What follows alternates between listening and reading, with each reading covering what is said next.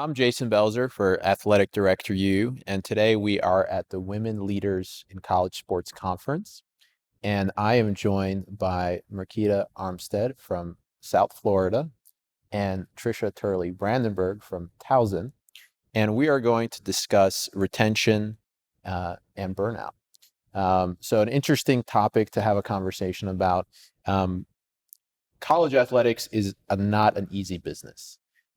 From the outside, it looks like it's a lot of fun, and it is in a lot of ways, but it's also a business that requires very long hours and a lot of sacrifice to be successful and to have a career.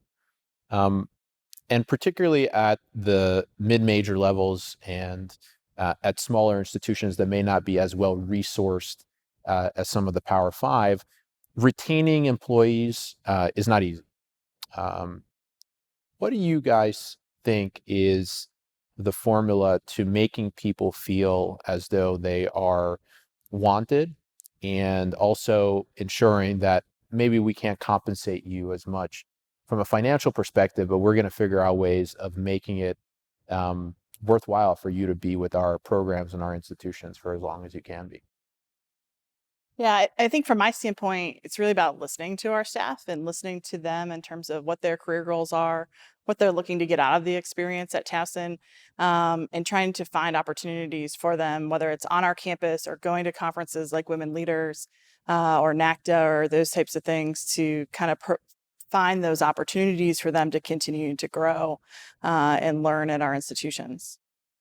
I think for us, I think it's important, one, to recognize what they do, appreciate it, call it out when you see it, and also let them know that there are opportunities. I love coming to conventions and conferences, but there are always opportunities locally on your campus to take advantage of, and being on committees and serving in that way too. Those are ways to professionally develop and grow your networks in that way. And it's not always coming to something like this, even though this is great. And I always advocate for people to take opportunities like this as well. Sure.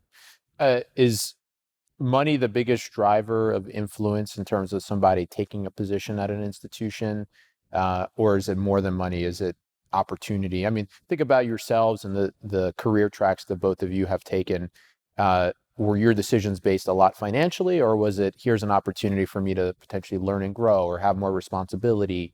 And then how have you used that in working with the administrators that you work with and the coaches that you work with? Yeah, I mean, for me, I think money is just, can I afford to take the job or not take the job? But I think in terms of really determine whether I'm going to take the job, it's about the other things. It's about the culture and community in that athletic department, and whether I see myself being a part of that, whether that's a community that is supportive. As you said earlier, these are long hours, lots of nights and lots of weekends, and so having that family environment where people's families do feel welcome to be part of that is probably a bigger driver in terms of taking the job than just money. And I think I've worked at FCS, Power Five, and now back at what was described as a mid major. And I think the ability to do other things. Came out from the compliance ranks, and a lot of people will tell you, they don't want to necessarily feel stuck in compliance. And I never felt that in any of the institutions that I worked at, because there were other opportunities for me to do other things, to learn from other departments. And I think that that's a big one. I don't think that money ultimately, it'll make you be able to get things, material things, but it will not make you happy. So I even tell people when I'm talking to, don't always look at the dollar signs, because if you can't enjoy your life to spend that money, and you're always going to be at the institution, you got to love and really like that institution as well. So to look for other ways to grow and or be able to get other experiences at the institutions that you're working at. Yeah, and marketing, I think that's a huge point in terms of the smaller athletic departments and in mid majors, is that there's tons of opportunities to do things out of kind of your silo, so to speak, or your specialty. That is something that we can use to get people to come to us and to retain them going forward. What have you seen as kind of the best examples or best practices, maybe at South Florida, Towson, or somewhere else that you've been, of leaders, maybe athletic directors, doing things to make their employees feel valued, or going outside of the norm, and whether it's giving more responsibility or doing something to bring together a staff and create a perk or a fringe benefit that maybe has nothing to do with finances, but is something that has allowed people to feel like, hey, I feel special, and I feel like this is a place that I want to be for as long as I can. I think we do some really good things at South Florida. I try to push the people that I supervise one to really care about the so-called work-life balance, which we know is not really that 100% achievable, but to concentrate on that. But I think a really good example in my career came kind of early when I was at Chattanooga. Rick Hart was our AD, and he's a big learner. He's big on learning. He's big on reading, and it has stuck with me. It wasn't something that I would have thought, you're working in athletics, you're working in sports, even though you're on a campus, but he would make us read a book as a senior staff together, and we would have to talk about it.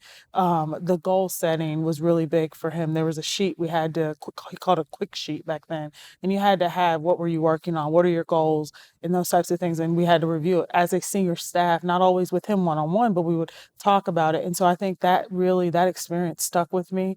I haven't been there, in years, but it still has stuck with me. And there's still things from that. And we might not do it in that exact way at South Florida, but there are things that we do still in that. And I always read books and recommend books. And that was a big, it was really, really big of him. And I always remember and thank him for that. So. Yeah, and I think sometimes it's not the big things, it's little things, like this past summer, we went and bought, a big thing of popcorn and turned on the Women's World Cup in the conference room and invited staff to come in with their computers and, hang out and watch the games and, but still do work at the same time and those types of things to build that community. And I think it's also just being in tune with people in terms of knowing their families, knowing what's going on, finding those opportunities to say, hey, why don't you go home early this afternoon? I know you've got this going on, or, your spouse has been traveling, or, you've been traveling, so you haven't seen your kids that much, hey, why don't you head home early? And giving people permission to take that time when they can is huge. So you both kind of mentioned work-life balance, and I think it's worthwhile to ask. We're at the Women's Leaders Conference, and obviously work-life balance for women is changing. And obviously there are expectations, potentially having a family. Is college athletics a place that has evolved to be somewhere where you can have some work-life balance as somebody that maybe wants to start a family, get married, and have children? Do athletic departments embrace potentially bringing kids to work? How does that look? And are we evolving? Are we there yet? Or we still have a long way to go? I think it depends on the department. I know at South Florida, Michael Kelly's our athletic director, and my son comes to work sometimes when I have no babysitter. Sure. I'm being honest. But one for me, I press on that. I bring him around, one, not only for the women in our department to see that you can be a mother, you can be a wife, you can still do it, but also for the men and for the student athletes to see like that having a family is not a barrier. It is not. It is an added bonus. Like, everybody knows my family, that's my number one core value. So if they're not okay, then I'm not okay, and I can't do this job. So I think where we are at South Florida, it's great to have a boss that is that supportive and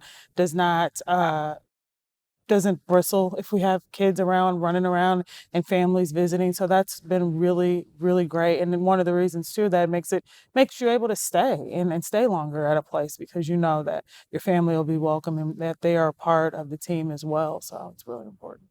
Yeah, and I think it's an area that's still evolving. I think that we all try to be supportive. I think it's a lot easier for us to be supportive, based, especially as a public institution, and having, our staff bring their kids to work, or certainly bring kids to games and those types of things. I think one of the areas that, we're continuing to try to evolve in is travel. Our jobs do have a lot of travel involved in them, and how do we make accommodations for that, for folks, and how do we, be respectful of that in terms of working through issues with not just coaches, but athletic trainers and some other folks that really do have that heavy travel schedule in terms of, how do we keep female athletic trainers in the business, and we've worked out some things where we've allowed one of our athletic trainers to travel with her infant child because she's still breastfeeding, how do we help with that transition, and make it a place that's welcoming to that and welcoming to hearing those concerns so that we can problem solve and help people stay in the business. Sure. Tricia, you mentioned this travel, right? You have to travel enough as it is with all the teams that are playing different games, but I almost feel like we see each other at a different conference every month, right? There's NCAAs and there's NACDA and there's CALs and there's women's leaders. Is there value to attending these events and spending time away from family? And how has an event like Women's Leaders potentially helped you and you as well, Marquita, in terms of your growth in the profession and a lot of young women's growth as they make their way through and try to decide whether or not this is something that they want to do for the rest of their lives?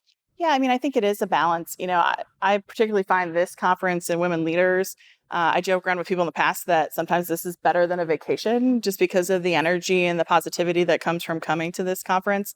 It is very refreshing. You come out of here with a lot more energy. And I think evaluating conferences in terms of, is it, adding more energy to making you more excited to do your job, or is it taking away from that? And making your decisions in terms of where you travel and where you don't travel based on those things, and also kind of balancing what it means for your career in terms of networking and building some of those relationships in terms of kind of those positives and negatives of every trip.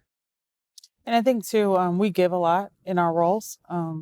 And people are always looking to us, and it's a blessing to be able to be in those positions, but we have to refill ourselves as well. So that's what I look at a convention like this one and some others to learn how I can get better in my role, but also to kind of refill my cup. I get to see my friends and socialize, and you do get to be away from your home sometime and your family and get a break. I mean, let's be honest, we all need those breaks. That's what I look to this for, is to learn and to get the opportunity, like Tricia said, to network and, just refill my own cup, and so I can give some more.